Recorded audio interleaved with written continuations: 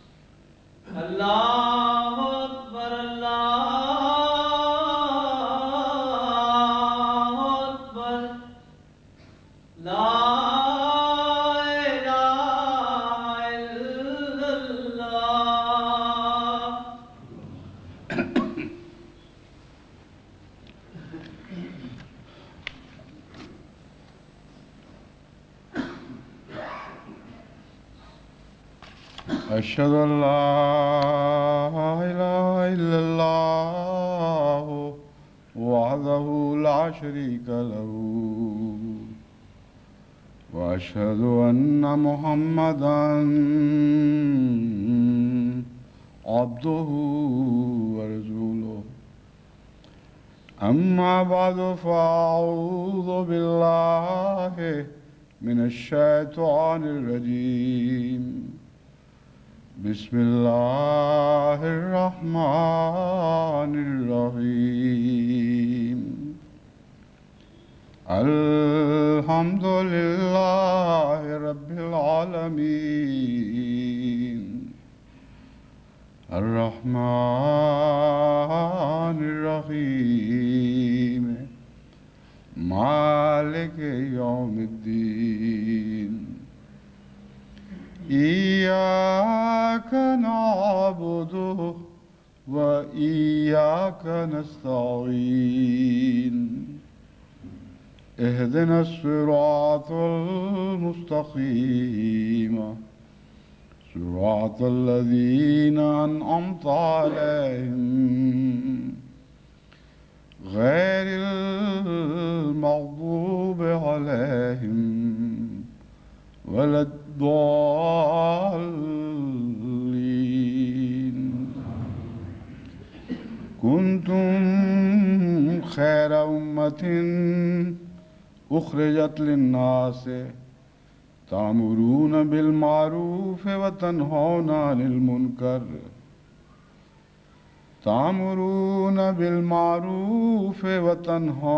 المنكر وتؤمنون بالله.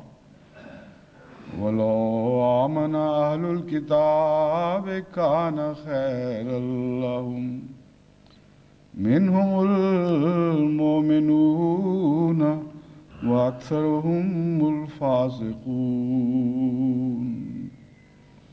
سورہ آل عمران آیت 111. رمضان مبارک کی سرگرمیاں ختم ہوئیں اور عید کی گہما گہمی بھی، اور آج شاید لوگ دنیا بھر میں عید منانے کے بعد کہ کسل کا شکار ہو چکے ہوں، کیونکہ عید منانے کے بعد کچھ سستی کا اور غفلت کا بھی تھوڑا سا دور آیا کرتا ہے. کچھ لوگ شاید کھانے پینے میں بے احتیاطیاں کر جاتے ہیں، کچھ عید کی مصروفیتوں کی ذمہ داریوں سے تھک جاتے ہیں، اس لیے مجھے ڈر ہے کہ آج شاید خطبے میں بھی ویسی حاضری نہیں ہوگی جیسی کہ بالعموم رمضان مبارک میں ہو رہی تھی۔ اور جو منتظم رپورٹیں بھیجتے ہیں، میں ان کی کیفیات کو جانتا ہوں، وہ یہ سوچ رہے ہوں گے کہ ہم رپورٹ میں کیا بہانہ بنائیں گے کہ کیوں آج حاضری کم ہے۔ حالانکہ کسی بہانے کی ضرورت نہیں، میں اچھا بھلا سمجھتا ہوں ان باتوں کو۔ اونچ نیچ حالات میں ہوتا رہتا ہے، مزاج میں کبھی جوش آ جاتا ہے، کبھی اس میں مدھم پڑ جاتے ہیں مزاج، لیکن مستقلاً اس مزاج کو قائم رکھنا ضروری ہے، کیونکہ اب میں ایک ایسے خطبات کے دور میں داخل ہونا چاہتا ہوں جن کا تربیت کے ساتھ گہرا تعلق ہے، اور میں چاہتا ہوں کہ ساری جماعت کی تربیت اس رنگ میں ہو جس رنگ میں حضرت اقدس محمد مصطفیٰ صلی اللہ علیہ وآلہ وسلم کی ذات کے ساتھ، آپ کے قدموں کے ساتھ منسوب ہونے اور چمٹ رہنے کے تقاضے ہیں۔ اور حضرت مسیح موعود علیہ السلام نے اس پہلو سے جو بلند توقعات جماعت سے رکھی ہیں، ان کے متعلق جیسا کہ میں بعض اقتباسات آپ کے سامنے رکھوں گا، خود فرمایا کہ ابھی تو بیج بونے کے وقت ہیں، ابھی ان امور تک پہنچنے میں وقت لگیں گے، محنت درکار ہوگی، اور جو جماعت کو میں دیکھنا چاہتا ہوں اس سلسلے میں لمبی محنتیں درکار ہیں۔ تو ہمیں مایوس نہیں ہونا چاہیے، مگر ان لمبی محنتوں کا پہلے سے زیادہ ولولے اور جوش کے ساتھ، عزم نو کے ساتھ ان کو آغاز کرنا چاہیے۔ آغاز تو اس وقت ہی ہو چکا تھا جب حضرت اقدس محمد رسول اللہ تشریف لائے تھے، بلکہ اس آغاز کا آغاز حضرت آدم کے زمانے میں ہو چکا تھا۔ حضرت مسیح موعود علیہ السلام نے اثر نو شروع کیا، اسی لیے آپ کے متعلق آتا ہے مسلمان را مسلمان باز کردن، کہ آپ کا آنا ایسا ہی ہوگا جیسے مسلمانوں کو دوبارہ مسلمان بنانا ہو۔ تو احمدیوں پر بھی بیچ میں غفلت کی کچھ حالتیں طاری ہوئیں، اور کچھ پاکستان سے ہجرت کے نتیجے میں ایک قسم کی سستی اور جمود کا احساس ہے جو خطوں سے محسوس ہوتا ہے۔ اس لحاظ سے میں نے اثر نو اس محنت کے آغاز کا ذکر کیا ہے، نئے ولولے، نئے عزم کے ساتھ۔ اس لیے ضروری ہے کہ خطبات میں شامل ہونے والوں کی حاضری کو برقرار رکھا جائے اور بڑھایا جائے۔ اس ضمن میں لجنہ معاولہ ربوہ کا خاص طور پر ممنون ہوں کہ انہوں نے بہت محنت کی ہے۔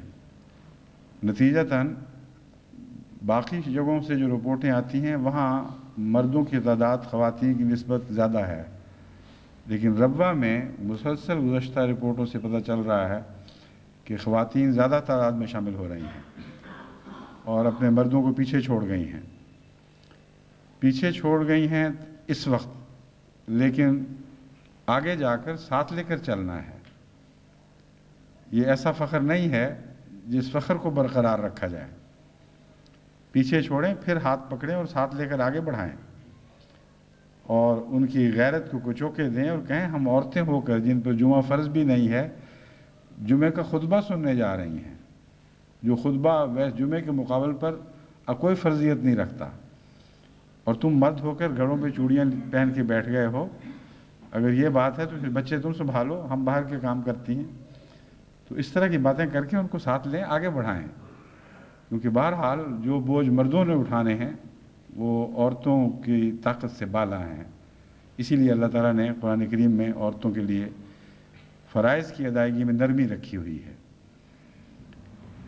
یہ آیت کریمہ جس کی میں نے تلاوت کی ہے، اس میں اللہ تعالیٰ فرماتا ہے کنتم خیر امت اخرجت للناس، اے امت محمدیہ تم بہترین امت ہو، ان تمام امتوں میں سے سب سے اچھی جو کبھی بھی پیدا کی گئی تھی، لیکن للناس ہے، اخرجت للناس ہے، تم لوگوں کی خاطر پیدا کیے گئے ہو، لوگوں کی بھلائی کے لیے پیدا کیے گئے ہو۔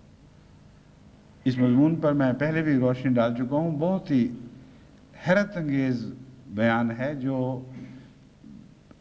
کسی دوسری جگہ آپ کو اس کے کوئی مثال نظر نہیں آئے گی۔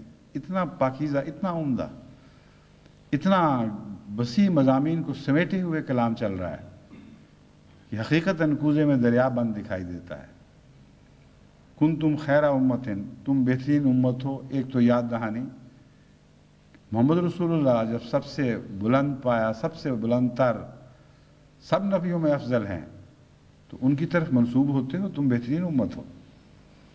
ہم ہوئے خیر امم تجھ سے ہی اے خیر رسول، تیرے بڑھنے سے قدم آگے بڑھایا ہم نے۔ یہ حضرت مسیح موعود علیہ السلام نے جو فرمایا اس کی بنیاد بھی اسی آیت کریمہ میں ہے۔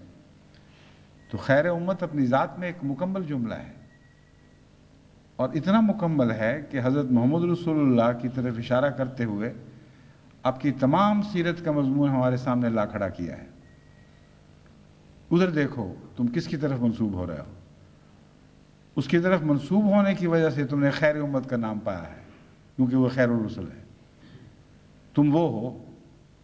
اس لیے اپنے خیالات، اپنے اعتقادات، اپنی طرز گفتگو، اپنے بول چال، اپنے اٹھنے بیٹھنے، رہن سہن اور اخلاق پر نظر رکھنا کہ تم کون ہو اور کس کی طرف منسوب ہوتے ہو۔ یہ ویسے ہی ہے جیسے کسی اچھے خاندان کے بچے سے غلطی ہو جائے تو کہتے ہیں تم کس کے بیٹے ہو، اور اس جملے میں بڑی غیرت کا چوکا ہے۔ جو شخص سے غلطی ہو رہی ہو وہ یہ بات سن کر شرم سے کٹ مرتا ہے۔ تو امت محمدیہ کو خیر امت کہہ کر اگر بات یہیں بھی ختم کر دی جاتی تو مضمون مکمل تھا، بلکہ ایسا مضمون تھا کہ یہاں ٹھہر کر، اس مضمون میں ڈوب کر، اس کی ہر طرف اس کی فضا میں اڑتے ہوئے نئے افق اس میں دیکھتے، نئے افق میں اپنے چہرے دیکھتے، اور بہت وسیع عظیم مضمون ہے جو کنتم خیر امت میں بیان ہو گیا ہے۔ مجھے علم نہیں کہ کبھی بھی کسی دوسرے نبی کے کلام میں یہ جملہ آیا ہو کنتم خیر امت۔ پھر آگے فرمایا اخرجت للناس سے، اس میں خیر کا فلسفہ بیان فرما دیا، اور باتوں کے علاوہ جو پہلے مضمون میں داخل ہیں۔ فرمایا اس لیے تم خیر امت ہو کہ تم بنی نوع انسان کی بھلائی کے لیے پیدا کی گئی ہو، ان کی خدمت کے لیے، ان کی خاطر، ان کے فوائد تم سے وابستہ ہیں، ان کی بقا تم سے وابستہ ہے۔ اور یہ وہی مضمون ہے دراصل جو حضرت رسول اکرم صلی اللہ علیہ وآلہ وسلم کی ذات سے تعلق رکھتا ہے، اور اسی حوالے سے آگے بڑھ رہا ہے، کیونکہ رحمت للعالمین کا مضمون ہے جس کی یاد دہانی امت کو کروائی جا رہی ہے۔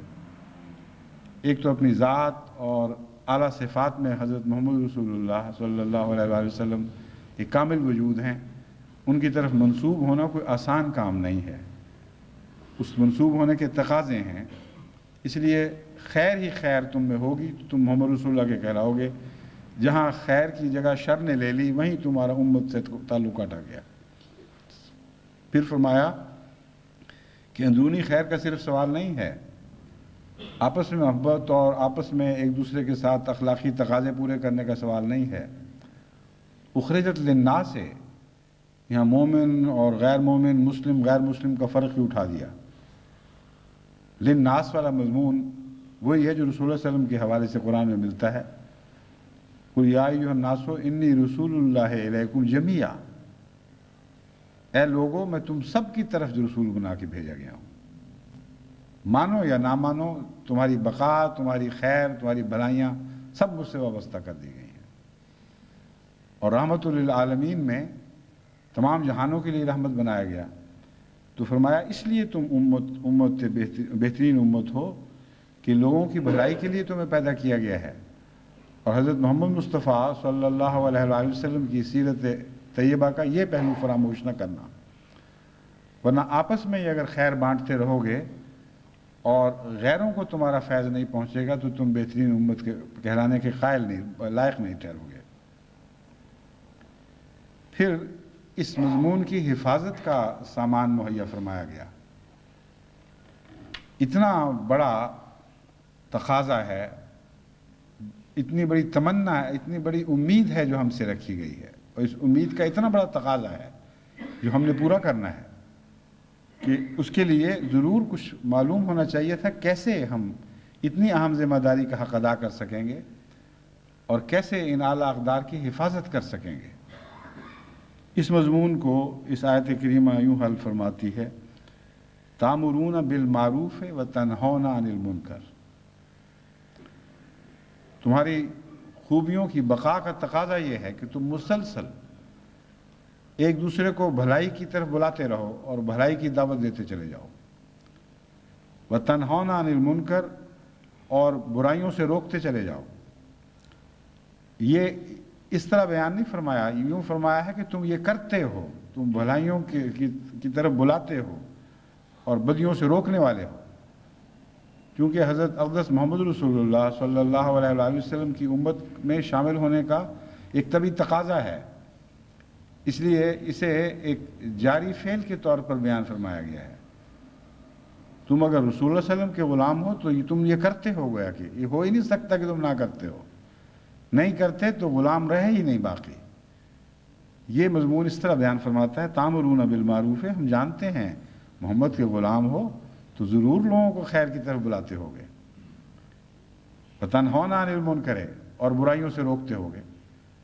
ساری زندگی حضرت اقدس محمد رسول اللہ صلی اللہ علیہ وآلہ وسلم کی معمور ہونے کے بعد اسی بات میں کٹی ہے، معمور ہونے سے پہلے بھی آپ اسی طرح زندگی گزارتے ہوں گے، مگر اس پر ہماری تفصیلی نظر نہیں ہے۔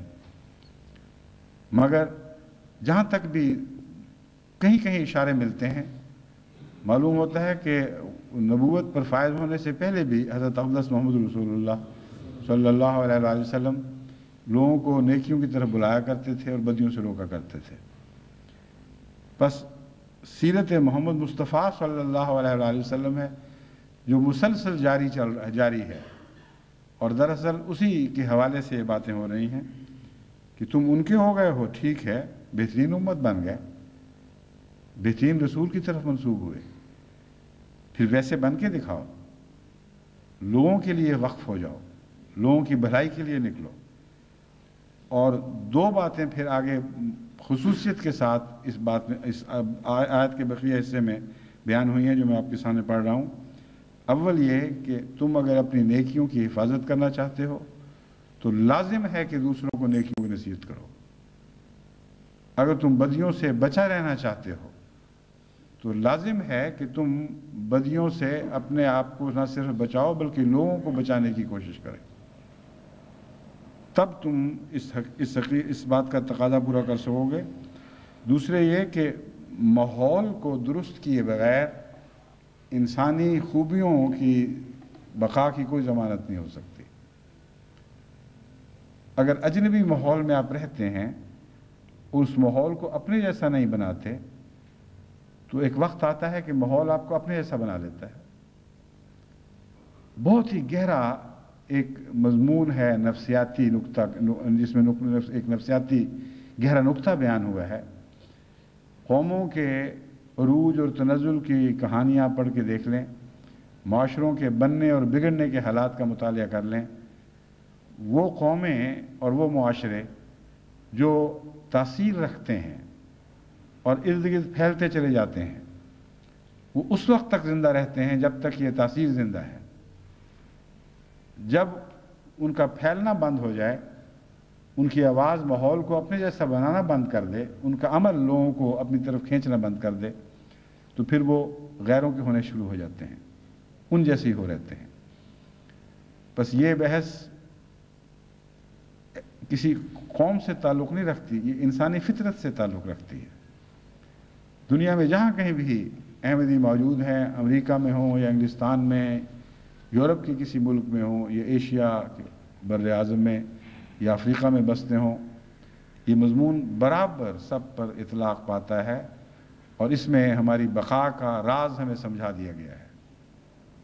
اگر ہم نے زندہ رہنا ہے، اگر ہم نے ان اعلیٰ قدروں کی حفاظت کرنی ہے جو ہمارا عنوان بنا دی گئی ہیں، جن کا آغاز اس طرح ہوا کنتم خیر امت اخرجت للناس سے، تو پھر لازم ہے کہ ہم یہ دو کام کریں، ان دو پہلوؤں سے یہ کام کریں، تامرون بالمعروف و تنہون عن المنکر، اس لیے کہ حضرت محمد رسول اللہ صلی اللہ علیہ وآلہ وسلم ایسا ہی کیا کرتے تھے، اور بہترین ہونے میں یہ بات داخل ہے۔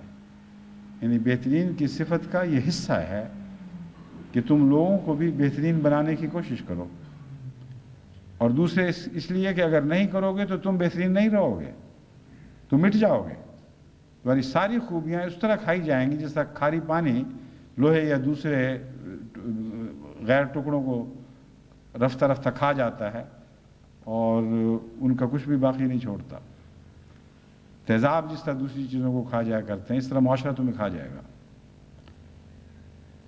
وَلَوْ آمَنَ أَهْلُ الْكِتَابِ لَكَانَ خَيْرًا لَهُمْ مِنْهُمُ الْمُؤْمِنُونَ وَأَكْثَرُهُمُ الْفَاسِقُونَ۔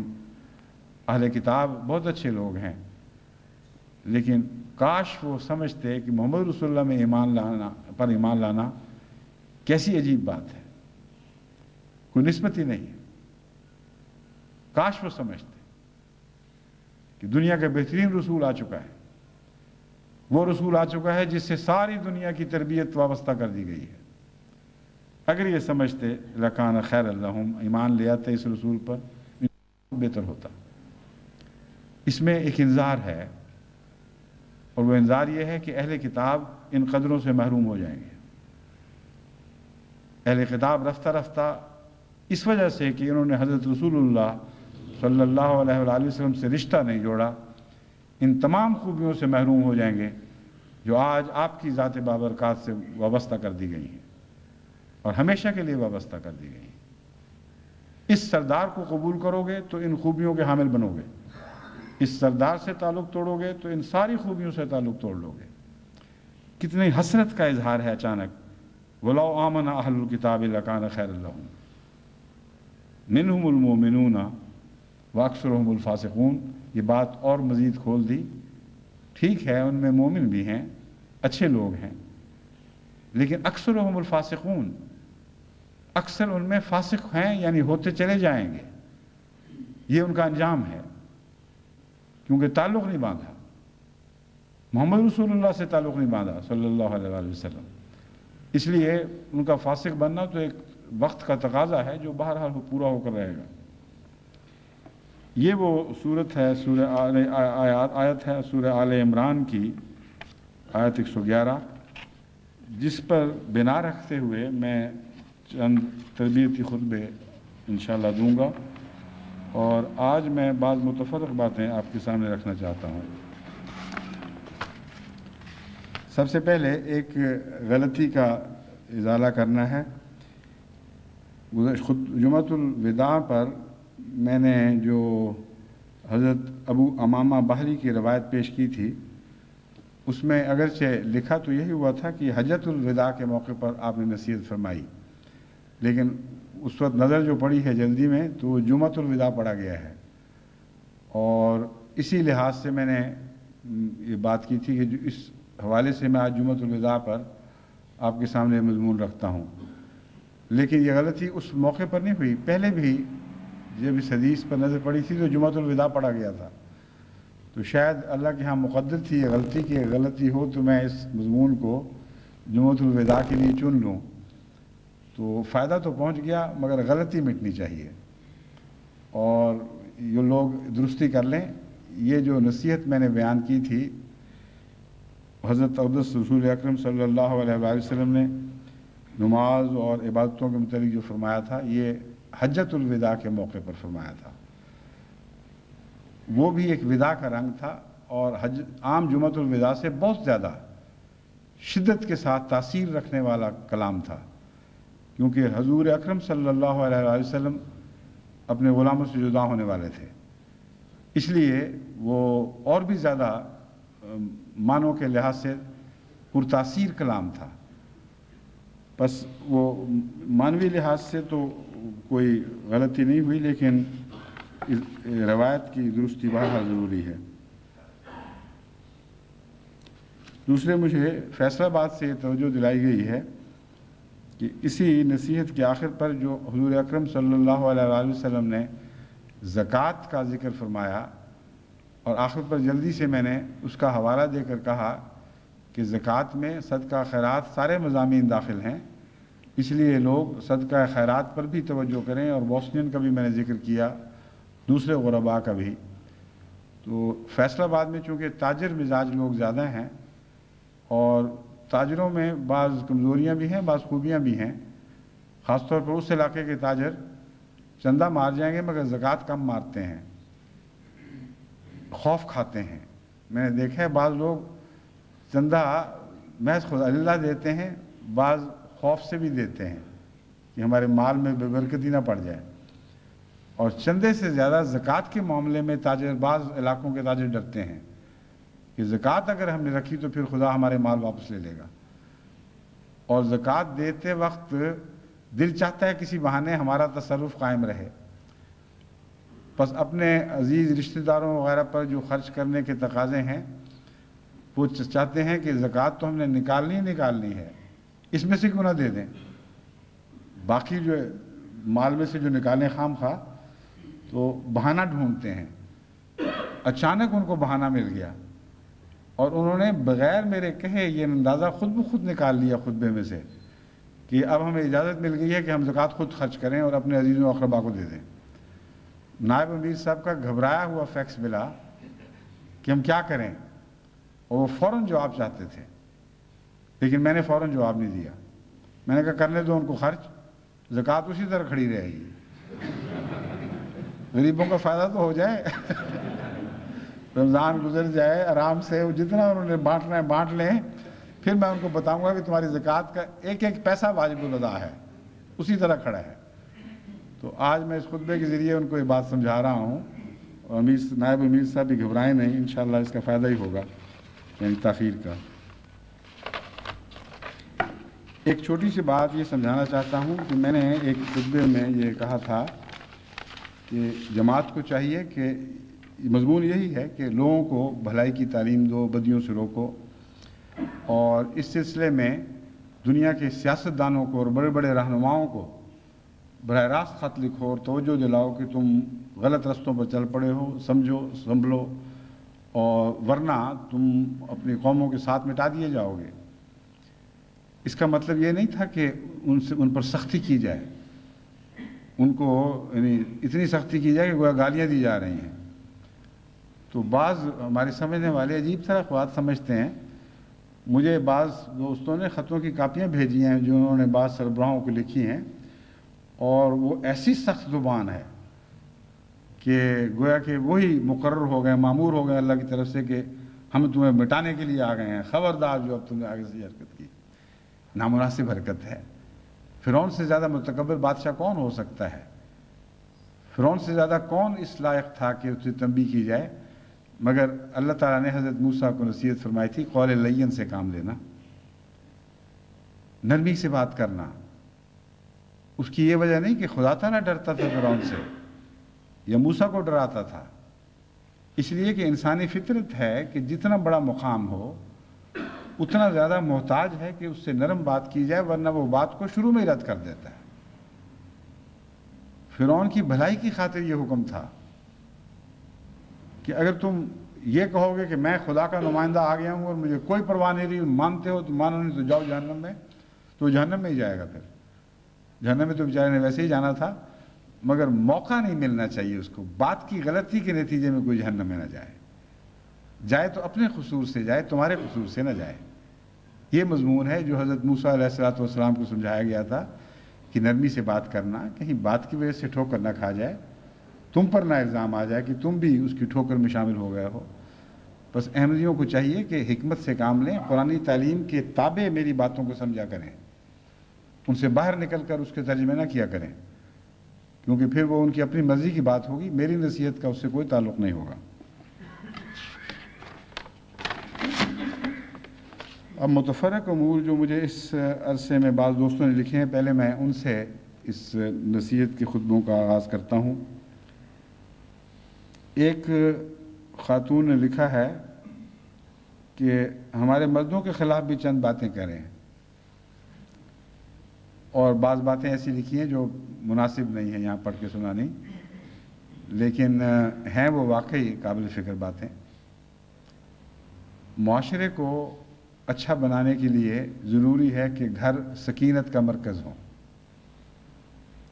جہاں سکینت کا مرکز اپنا گھر نہ رہے، کسی اور کا گھر بن جائے، اور باہر کی دنیا بن جائے، گلیاں بن جائیں، کلب بن جائیں، دوستوں کی مجلسیں بن جائیں، وہاں معاشرے کا سارا نظام بگڑ جاتا ہے اور رفتہ رفتہ گھر ٹوٹنے لگتے ہیں، آگے اولاد پر بہت برا اثر پڑتا ہے، بچے بد اخلاق ہونے لگتے ہیں، اگلی نسلوں کی حفاظت کا کوئی انتظام نہیں رہتا۔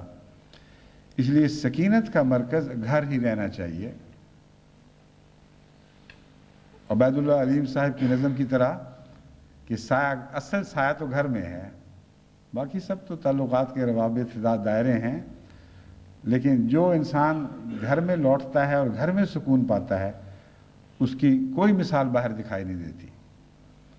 یہ نظم حضرت خلیفۃ المسیح ثالث کو بہت پسند تھی۔ کراچی جب تشریف کبھی لے جاتے تھے تو جن شعراء کو بلا کر ان کا کلام سنا کرتے تھے ان میں عبید اللہ علیم صاحب کو خاص مقام تھا اور برحق مقام دیا گیا تھا، اور اس میں یہ نظم آپ کو بہت پسند تھی جہاں تک مجھے یاد ہے، ہو سکتا ہے میں غلطی کر رہا ہوں، مگر مجھ پر یہی تاثر ہے کہ حضرت خلیفۃ المسیح ثالث کو یہ نظم بہت پسند تھی۔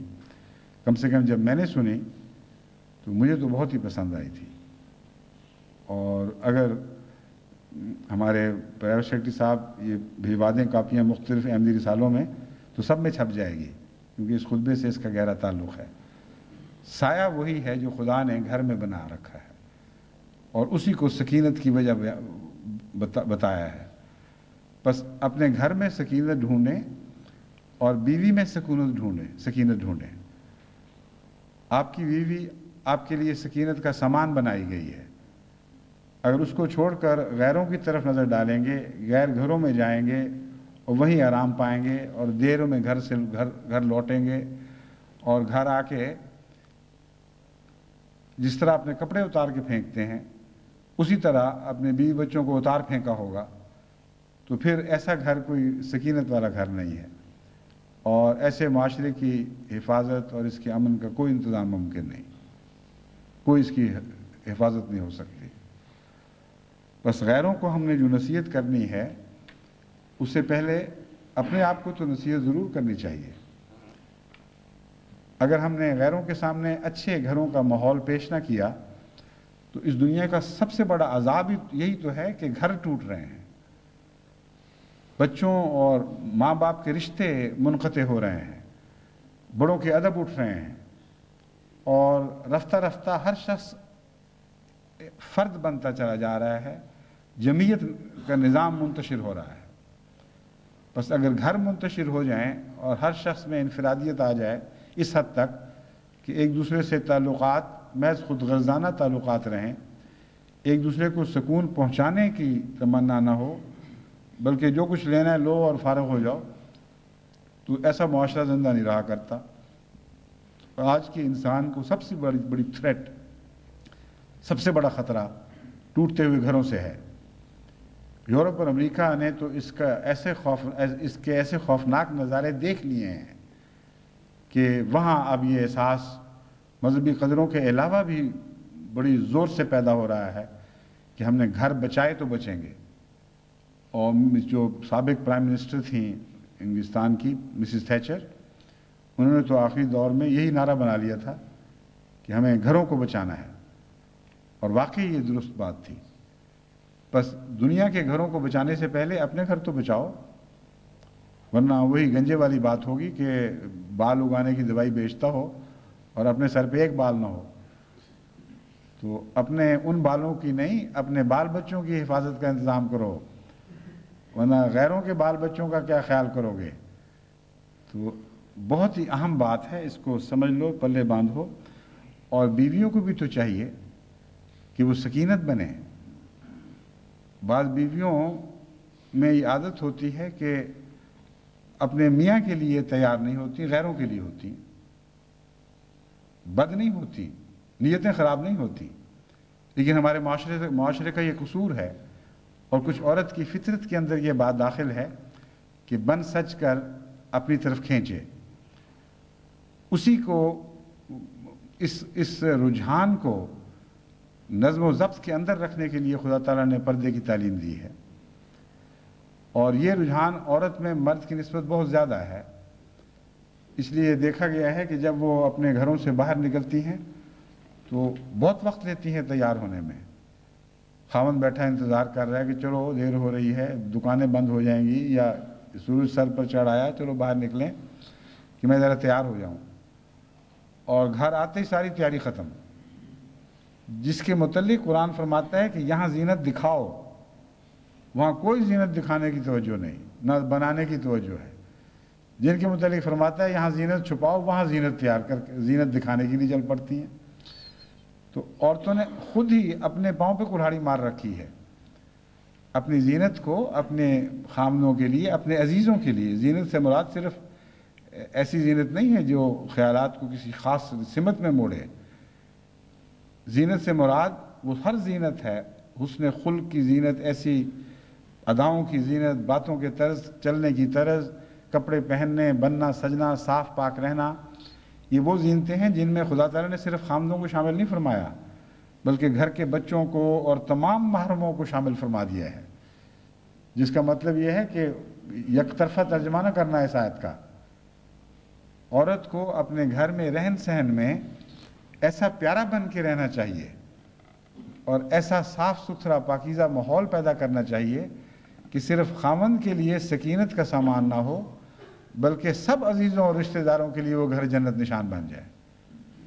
وہ آئیں اور وہاں تسکین پائیں اور وہاں جنت کے نمونے دیکھیں، اور گھر مرکز ہو معاشرے کا، نہ کہ معاشرہ، بیرونی معاشرہ گھروں کا مرکز بن جائے.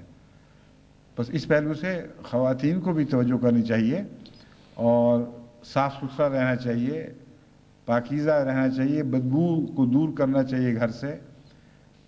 بعض دفعہ پیاز کاٹ کر مجبور ہیں، بیچاری غریب عورتیں مجبور ہیں، کپڑے بھی زیادہ نہیں ہوتے، پھر کیا پیاز کاٹے، کھانا پکایا اور اس کی بو بدن میں رچ گئی، کپڑوں میں رچ گئی. لیکن جو نظیف طبیعت کی عورتیں وہ پھر بھی صاف رہتی ہیں. ہو سکتا ہے غربت حائل نہیں ہو سکتی. بعض خواتین میں نے دیکھا ہے وہ پیاز کو پانی کے اندر رکھ کر کاٹتی ہیں، باہر نہیں کاٹتی، کیونکہ ایک تو اس سے پیاز کے جو بخارات ہیں وہ آنکھوں کو تنگ نہیں کرتے اور آنسو نہیں گرتے، آنکھوں میں سوزش نہیں پیدا ہوتی. دوسرے اس کی بدبو جسم پہ نہیں پھیلتی، پانی کے اندر ہی رہ جاتی ہے. تو اگر ایک انسان سلیقے کے ساتھ رہنا چاہے تو غربت میں بھی رہ سکتا ہے. ایک غریب خاندان کے متعلق مجھے ذاتی طور پر علم ہے، بہت پرانی بات ہے.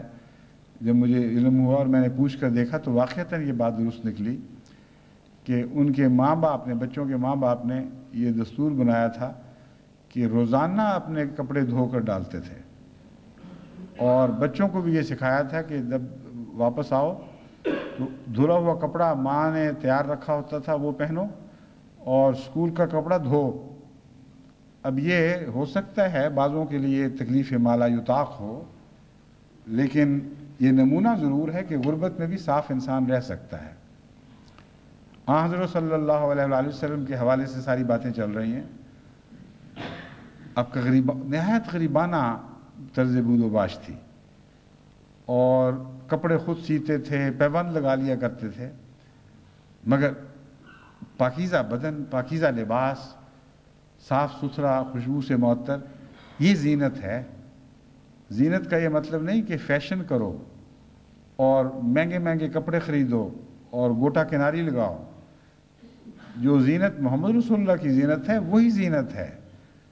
اور عورتیں جو صاف بدن، پاک بدن ہوں اور اچھے کپڑے ان معنوں میں پہنیں کہ نظیف صاف ستھرے ہوں، خوشبو لگائی ہو، وہ لازماً سکینت کا سامان بنے گی. بس امیر اور غریب کی بحث یہاں نہیں ہے. ہر شخص جو حضرت رسول اکرم صلی اللہ علیہ وآلہ وسلم کی طرف منسوب ہوتا ہے وہ آپ کی زینت اخذ کر سکتا ہے. یہ اصول ہے، اس سے اچھی طرح یاد رکھیں. یہ ناممکن ہے کہ حضرت محمد رسول اللہ امیروں کے تو رسول ہوں اور غریبوں کے نہ ہوں. یہ وہ رسول ہے جو ہر تفریق مٹا دیتا ہے. مشرق کا بھی ہے، مغرب کا بھی ہے، مختلف ملکوں کے بدلتے ہوئے فیشن آپ کے طرز زندگی سے مختلف نہیں ہو سکتے. یعنی ہر قوم اگر چاہے تو آپ کا فیشن اختیار کر سکتی ہے، اور وہ فیشن بنیادی طور پر پاکیزگی ہے، نظافت ہے، اور یہ ہر کسی کے بس میں ہے. اس لیے عورتوں کو چاہیے کہ گھر سلیقے کے رکھیں اور گھر کا ماحول صاف ستھرا رکھیں۔ بعض گھروں میں جاتے ہیں تو دھکا لگتا ہے، صوفہ سیٹ پہ پوتڑے پڑے ہوئے ہیں دھلے ہوئے، کہیں وہ تولیے کہیں شلواریں لٹکی ہوئی، گھبراہٹ شروع ہو جاتی ہے گھر کو دیکھ کر۔ اور بعض غریبانہ گھروں میں جائیں تو ایسا صاف پاکیزہ ماحول، ہر چیز سلیقے سے رکھی ہوئی۔ اس لیے عورت کا کام ہے کہ وہ خود بھی کشش کا مرکز بنے، اور ایسی کشش کا مرکز بنے جیسا کہ قرآن کریم میں فرمایا گیا ہے، تمام محرم لوگ اس سے لطف حاصل کریں، پاکیزگی حاصل کریں، اور اس ماحول میں بار بار آنے کی تمنا دل میں پیدا ہو۔ یہ زینت ہے۔ تو اللہ کرے کہ ہماری عورتوں کو صرف مردوں کے خلاف باتیں کہلوانے کا شوق نہ ہو، کچھ اپنے متعلق بھی سن لیا کریں اور اس نصیحت پر بھی عمل کیا کریں۔ ایک دوست نے لکھا ہے کہ ٹیلی ویژن اور VCR کی وجہ سے ہمارا معاشرہ بہت گندہ ہو رہا ہے، اور 10 روپے دے کر 2-4 گھنٹے کے لیے گندی سے گندی فلم حاصل ہو جاتی ہے۔ میں نہیں جانتا انہوں نے کب لکھا تھا، مگر کچھ دیر سے میرے پاس یہ نوٹ پڑا ہوا ہے۔ اس سلسلے میں میں نے خطبہ دیا تھا، خطبے پہ نصیحت کی تھی، اور جہاں تک اہل ربہ کا تعلق ہے، مجھے پتہ ہے کہ فوری طور پر سب نے لبیک کہا، اور عجیب اتفاق ہے کہ خطبہ دینے، ادھر میں نے خطبہ دیا ہے، ادھر چند دن تک خطبے سے پہلے ہی ان لوگوں کا یہ فیصلہ مجھ تک کیا ہوا فیصلے کی اطلاع مجھے پہنچی کہ ہم ان چیزوں سے پرہیز کریں گے اور اپنی ذمہ داریوں کو سمجھیں گے، اور ایسی کیسٹس اور ویڈیوز وغیرہ کا رواج دیں گے جو اسلامی معاشرے کی تقویت کا موجب بنے، نہ کہ اس کو نقصان پہنچانے کا موجب ہو۔ مختلف قسم کی دلچسپ فلمیں موجود ہوتی ہیں، حاصل کی جا سکتی ہیں، اور ان گندی فلموں کے مقابل پر بہت ہی زیادہ لذت پیدا کرنے والی اور تسکین بخش فلمیں ہیں، خصوصیت کے ساتھ نیچر پر جو فلمیں ہیں، مختلف جانور کس طرح رہتے ہیں، کس طرح ان کا بود و باش ہے، ان کی ادائیں کیا ہیں، ان کا کھانا پینا کیا ہے، کس ملک اور کس موسم کے کیسے کیسے جانور آپس میں ایک دوسرے سے تعلقات رکھتے ہیں، کیا کیا ان کی نشانیاں ہیں، کون سے کیا چیزیں ہیں جو ان کے رستے معین کرتی ہیں۔ کہیں کوئی جانور ہے جو اپنی بو چھوڑتا چلا جا رہا ہے اس لیے کہ وہ اس بو سے اس کے دوسرے جانور پہچان لیں کہ یہاں سے وہ گزرا ہے، یا واپس اپنے مسکن کی طرف لوٹ سکے، اور دوسرے بھی متنبع ہوں کہ یہ رستہ اس نے بنا رکھا ہے۔ یعنی انسان جانوروں کے تعلقات کے باریک در باریک قوانین ہیں جو اللہ تعالیٰ نے بنا رکھے ہیں، اور جنگل یوں ہی نہیں بسا ہوا، اس میں ایک نظام کار فرمائے خاموشات ہے جو جنگل کے نظام کو مرتب کر رہا ہے، منظم کر رہا ہے، اس کے تقاضے پورے کر رہا ہے، اور اس خاموش زبان کو سمجھنے کے لیے سائنسدانوں نے کوشش کی ہے، جس زبان میں ان جنگل کے جانوروں کو رہنے کے سلیقے سکھائے جا رہے ہیں، اور اس پر بہت ہی اچھی فلمیں بنائی ہوئی ہیں۔ پھر سمندر کے جانوروں کی فلمیں ہیں، یعنی حواس، خشکی، سمندر کی تہہ تک اتر کر سائنسدانوں نے دیکھا ہے۔ تو جن قوموں نے یہ ایسی اچھی چیزیں ایجاد کی ہیں، اس کے دونوں قسم کے مصرف بھی کیے ہیں، اور ان کے نتیجے میں اچھا برا ہر قسم کا تفریح کا سامان مہیا ہے۔ تو ہمیں چاہیے، ہمارے ربوہ والے ہوں یا دوسرے ویڈیو کا کاروبار کرنے والے ہوں یا ویڈیو کی خواہش رکھنے والے احمدی خاندان ہوں جن کو توفیق ہے گھروں میں ویڈیو رکھی ہو، وہ ایسی چیزیں طلب کریں۔ میں نے ایک دفعہ کچھ نمونے ربوہ بھجوائے تھے اور پھر سلسلہ منقطع ہوا، لیکن میں نے تیار کر کے اور بھی کیسٹس رکھی ہوئی ہیں، وہ بھی انشاءاللہ موقع ملے گا تو بھیجیں گے۔ لیکن اس میں صرف مشکل یہ ہوتی ہے کہ ایک کیسٹ سے دوسری کیسٹ میں منتقل کرنے کے لیے باقاعدہ اجازت چاہیے، ورنہ ان کے کاپی رائٹس محفوظ ہوتے ہیں۔ اس لیے سینٹرز تو کھولے جا سکتے ہیں مختلف جگہ، وہاں سے لینڈنگ لائبریریز ان کی بنائی جا سکتی ہیں، لیکن अमूमन कॉपी करके बार बार वहाँ भिजवाना ख़तरे से खाली नहीं है।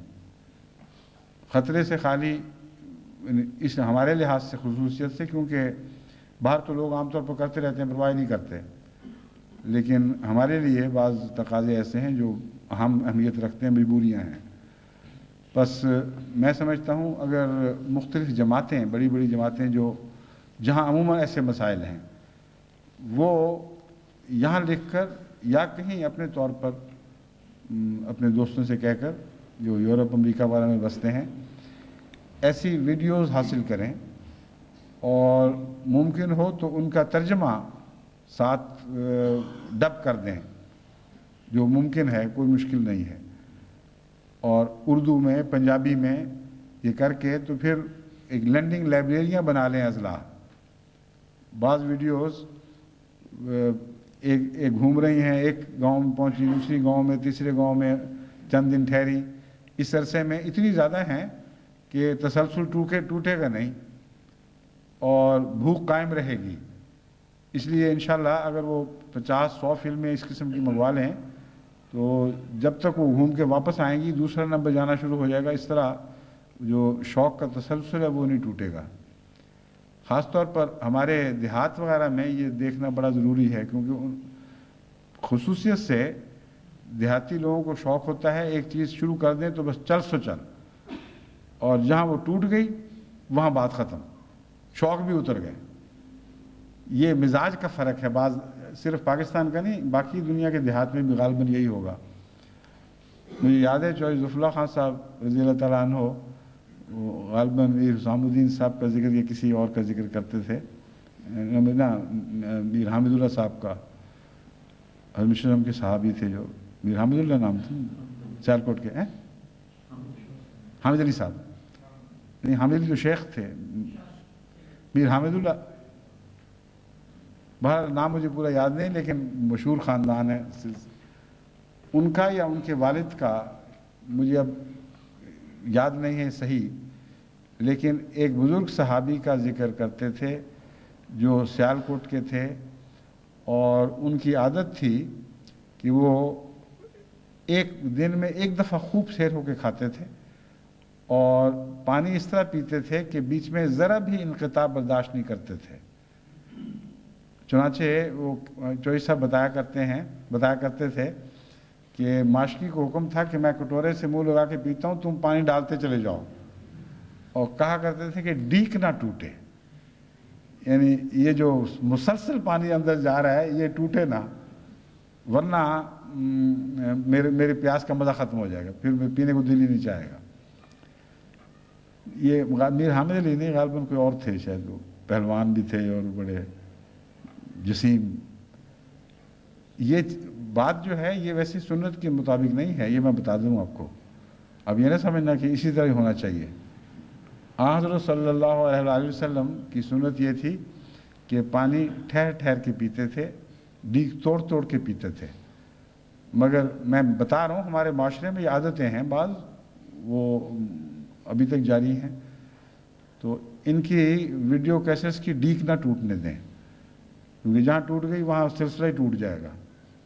तभी मुझे डर हुआ था कि रास्ते अगर मैं खुद बाहर चला गया और खुतबा एक दफ़ा तसलसल मुनक़ते हो गया कि लोगों ने आने बंद कर देने फिर, तो इसलिए कौमी हालात को पेश नज़र रखते हुए बाज़ इक़दामात इख्तियार करने ज़रूरी होते हैं। ये अगर आप जारी रखेंगे और डीक नहीं टूटने देंगे तो उसका फ़ायदा ये होगा कि दूसरी फिल्मों के लिए जगह ही नहीं रहेगी, बातों का माहौल बदल जाएगा, जो इंसानी ज़ौक़ हैं उनकी इस्लाह होगी और ज़ौक़ तरक्की करेंगे, और दूसरी फिल्में जो घटिया गंदी फिल्में उनकी हकीकत कोई सामने नहीं रहेगी, बेमानी सी हो जाएंगी। तो ऐसे हकीमाना इंतज़ाम होने चाहिए तरबियत में कि जहाँ महज ज़ोर की नसीहत और सज़ा के डंडे काम न कर रहे हों, बल्कि दिल की तमन्नाएँ आपकी नसीहत के मुताबिक उसी हवा पर चल पड़ें। बस अच्छी चीज़ें दें। इदफ़ा बिल्लती है आसन सय्यिआ का मज़मून है जो हमारे लिए हमेशा रहनुमा रहना चाहिए। अल्लाह ताला फरमाता है बुराई को रोकना है तो अच्छाई के ज़रिए रोको, अच्छी चीज़ दो फिर बुराई रोको। خالی حکم چلاتے رہو کہ فلاں چیز چھوڑ دو فلاں چیز چھوڑ دو، کوئی نہیں مانے گا۔ ہر بری چیز کے بدلے ایک اچھی چیز بناؤ، ہر بری عادت کے بدلے ایک اچھی عادت کا منصوبہ تیار کرو، اور وہ اچھی عادت دیکھ کر کہو اب اس کو چھوڑ دو۔ کوئی برا کھانا کھا رہا ہو، آپ کہیں چھوڑو پر یہ برا کھانا ہے، کون چھوڑے گا؟ ہاں اچھا کھانا ساتھ رکھ دیں گے تو کہیں گے اب یہ برا چھوڑو، تو پھر وہ شوق سے چھوڑے گا۔ دوسری بات جو مجھے انہوں نے لکھی ہے وہ یہ ہے کہ عام طور پر ادب اٹھ رہا ہے، نئی نسلوں میں ایک قسم کی بے اتنائی سی پیدا ہو رہی ہے اپنی قدروں سے بھی، اور یہ ایک عمومی بیماری ہے جو پھیلتی اور بڑھتی ہوئی دکھائی دے رہی ہے۔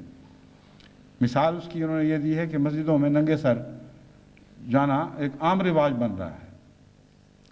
اس سلسلے میں یہاں تو میں نے بار بار توجہ دلائی ہے، اور اللہ کے فضل سے انگلستان کی جو نسلیں ہیں نئی، ان میں بہت نمایاں فرق پڑا ہے۔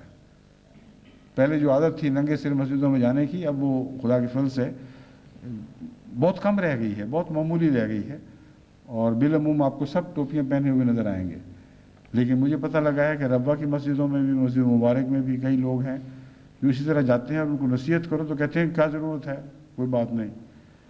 اور بعض لوگ تو صرف اس لیے کہ بالوں کی مانگ نہ خراب ہو جائے، جنہوں نے چیر نکالے ہوئے ہیں جہاں جہاں جس طریقے سے، وہ وہیں قائم رہیں۔ ایسی بیہودہ عادت ہے۔ یہاں صرف ٹوپی کا مسئلہ نہیں ہے کہ ٹوپی کس حد تک ضروری ہے، یہ ایک اندرونی مرض ہے جس کا اظہار ہوا ہے۔ اس بات کو لوگ نوجوان سمجھتے نہیں، اور ان بحثوں میں پڑ جاتے ہیں کہ ثابت کرو 100% کہ ٹوپی نہیں پہنیں گے تو کہاں کتنا گناہ ہوگا، اور کہاں لکھا ہوا اتنا گناہ ہوگا، وغیرہ وغیرہ۔ یہ بیوقوفی کی باتیں ہیں۔ قرآن کریم نے جہاں معروف کا حکم دیا ہے، اس معروف کے تابع یہ ساری باتیں آ جاتی ہیں۔ حضرت صلی اللہ علیہ وآلہ وسلم سے جب عورتیں بیعت کرتی تھیں تو معروف کا لفظ رکھ ان سے کہلوایا جاتا تھا کہ ہم معروف میں آپ کی اطاعت کریں گی۔ تو قرآن کریم نے اصول پیش فرما دیے ہیں، اور وقت کے امام کا کام ہے کہ وہ نظر رکھے، اور جہاں جہاں کچھ برائیاں ایسی پیدا ہو رہی ہوں جو بظاہر دیکھنے میں اتنی اہم نہ ہوں، لیکن ان کی جڑیں گہری ہوں اور بعض گہرے رجحانات پر اثر انداز ہونے لگ جائیں، رجحانات کو گندہ کر رہی ہوں، ان پر نظر رکھے اور ان کو روکے۔ وہاں یہ کوئی کہے کہ بتاؤ کہاں قرآن کریم میں یہ لکھا ہوا ہے واضح الفاظ میں، کہاں حدیث میں لکھا ہوا ہے؟ لکھا تو ہوا ہے مگر تمہیں دکھائی نہیں دے رہا۔ وہ معروف کا لفظ ہے جو ہماری بیت میں آج بھی داخل ہے کہ معروف میں اطاعت کروں گا یا معروف میں اطاعت کروں گی۔ تو یہ جو ٹوپی سر سے اترتی ہے، اگر اتفاقاً اتر جائے تو اور بات ہے، پہلے اندر کے انسان کے تقوی کی ٹوپی اترتی ہے، پہلے اس کا رجحان بدلتا ہے معاشرے کی طرف، اپنی قدروں کی ناقدری کا احساس پہلے اٹھتا ہے، پھر وہ ٹوپی اندر کی گندی ہواؤں سے اڑ جاتی ہے، اور سر پر رکھتے ہوئے شرم آتی ہے۔ وہ شرم صرف پہلے گلیوں میں آتی ہے، پھر مسجد میں بھی آ جاتی ہے، عادت بن جاتی ہے۔ وہ باہر اس لیے ٹوپی پہن کے نہیں جاتے کہ ان کو خیال ہے کہ اگر ٹوپی پہنی ہو تو لوگ کہیں گے یہ مولوی مزاج کا کوئی آدمی ہے، اور جو ہم نے حرکتیں کرنی ہیں یا جو ہم اپنا مزاج بنا کر پھرنا چاہتے ہیں اس مزاج کے خلاف ہے، ہم لوگوں سے نتھر کے الگ ہو جائیں گے، یہ ٹوپی والا ہے۔ اور واقعتاً ٹوپی بڑی حفاظت کرتی ہے۔ ٹوپی سے بہت سی بدیوں سے انسان اس وجہ سے بچتا ہے کہ لوگ آپ سے ان بدیوں کی توقع نہیں کرتے۔ ٹوپی آپ کے مزاج کی تشخیص کر دیتی ہے اور تعیین کر دیتی ہے، لیکن جہاں تک مسجد میں ٹوپی کا تعلق ہے، اس کا تو گہرا ادب سے تعلق ہے۔ ایسے میں جانتا ہوں نوجوان، جب ان کو کہا جاتا تھا کہ ٹوپی پہنو، کہ کہاں ثابت کرو، کوئی ضروری نہیں ہے، اور اپنے والد کے سامنے جاتے ہوئے ان کی جان نکلتی تھی بغیر ٹوپی کے۔ وہاں ضرورت نہیں ہوتی تھی کہ ننگے سر جا کے دن دناتے ہوئے چلے جائیں، اور جب مسجد میں روکتے تھے تو کہتے تھے کوئی ضرورت نہیں، یعنی خدا سے ڈرنے کی کوئی ضرورت نہیں، باپ سے ڈرنا ضروری ہے، اور باپ بھی وہ جو جلال والا باپ ہو۔ یہ نہایت بیہودہ حرکتیں ہیں، یہ بیہودہ بحثیں ہیں، اگر تم ٹوپی کا اتار کے پھرو گے اس طرح دندناتے ہوئے تو زبردستی تو تم پہ کوئی نہیں ہو سکے گی، نہ علماء کو اختیار، نہ خدام کو، نہ انصار کو، کوئی جماعت کا نظام تمہیں سزا نہیں دے گا، مگر تم جو سزا دے رہے ہو اپنے آپ کو، تم نے جو بے ادبی کی راہ اختیار کر لی، تمہیں سب برکتوں سے محروم کر دے گی۔ خدا کے حضور جھکنے کے لیے جس قسم کی عاجزانہ روح کی ضرورت ہے، وہ روح باہر چھوڑ کر جا رہے ہو اور مسجد میں زینت لے کر نہیں جا رہے۔ حالانکہ قرآن کریم فرماتا ہے خذوا زینتکم عند کل مسجد، اے لوگو مسجد میں زینت لے کر جایا کرو۔ مسجد کی سب سے بڑی زینت تقوی ہے، ادب ہے، حیا ہے، اور ٹوپی کا سر سے اترنا اس زینت کے بالکل برخلاف اور مخالفانہ رو ہے۔ بس ان تقاضوں کو پورا کرنا چاہیے، اور جو فطرت میں ہمارے بات داخل ہے اس کو مد نظر رکھنا چاہیے۔ مغرب میں بعض لوگ سوال کرتے ہیں کہ ٹوپی پہننا کیوں ضروری ہے، ہم تو بڑوں کا ادب کرنے کی خاطر ٹوپی اتار دیتے ہیں۔ چنانچہ یہ واقعہ درست ہے، یہاں رواج ہے جج کے سامنے جائیں تو جج ٹوپی پہنتا ہے اور جو حاضر ہونے والے ہیں ان کو ٹوپی اتارنی پڑتی ہے۔ انگریزی محاورہ ہے ہیٹس آف ٹو یو، تو ادب میں ہم ہیٹس اتارتے ہیں، لیکن ٹوپی وقار کا نشان ضرور سمجھتے ہیں۔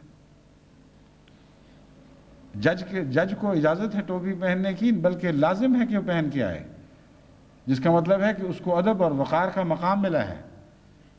تو کم سے کم یوں ہی صحیح تم یوں سمجھا کرو کہ خدا کے دربار میں ہمیں عزت دی گئی ہے، اللہ نے ہمیں وقار بخشا ہے، خدا نے وقار بخشا اور تم اتار کے پھینک دو، یہ بھی تو بے ادبی ہے۔ جج اگر ٹوپی اتار کے بیٹھے گا تو وہ قوم کی بے ادبی کر رہا ہے، اس روایت کی بے ادبی کر رہا ہے جس نے اس کو وہ خاص وقار اور عزت کا اور افتخار کا مقام عطا کیا ہے۔ بس مسجدوں میں جا کر ٹوپی پہن کر جانا یہ سنت کے مطابق ہے، اس کا ایک اندرونی روحانی رجحان سے تعلق ہے، اس لیے اس کو رواج دیں، بچوں کو چھوٹی چھوٹی ٹوپیاں بنا کر دیں۔ ضروری تو نہیں کہ مہنگی ٹوپیاں ہی ہوں، کپڑے کی ٹوپیاں ہی صحیح، مگر ایک ادب کا نشان ضرور ہے۔ اللہ تعالیٰ جماعت کو ان چیزوں کی طرف بھی واپس لے کے آئے اور ان چیزوں پر قائم رہنے کی توفیق عطا فرمائے۔ اب چونکہ وقت ختم ہو گیا ہے اور نصیحت کی چھوٹی چھوٹی بہت سی باتیں باقی ہیں، انشاءاللہ آئندہ جمعے یا اس کے بعد اس سلسلے کو پھر شروع کریں گے۔ السلام علیکم ورحمۃ اللہ وبرکاتہ۔ خدا حافظ۔